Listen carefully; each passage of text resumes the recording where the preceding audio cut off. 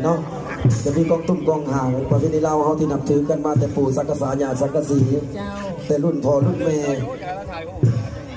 บอกว่าจะเป็นเป่าสนัยภาษาไทยเนาะ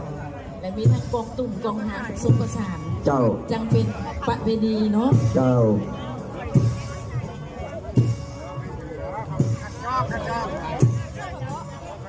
สัญลักษณ์กลุ่มบ้านที่หนึ่งจะใส่เสื้อแดงนสสเนาะแต่ละปี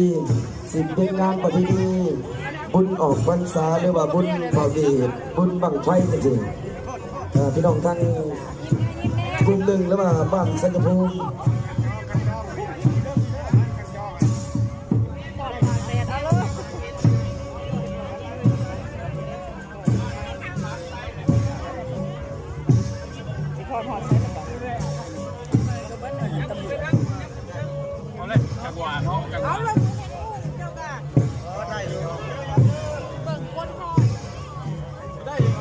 ไปหนึ่งให้ได้เป็นไปเลยแค่ไป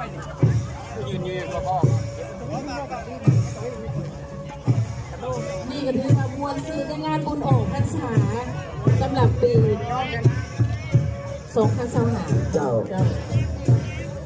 ก่อนงามแต่เด้ก็อันนี้เจ้าไปเจ้าให้กับเจ้านั่นก็ได้เจ้าหน้าที่ตำรวจไหน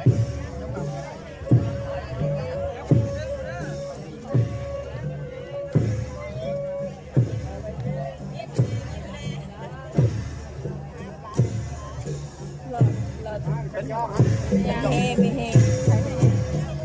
ใช้หัวจืดไม่เฮงามเด้เจ้าขบวนพรของกลุ่มบ้านพัฒนาที่1เขาได้ผ่านพ้นกันไปแล้วติดตามด้วย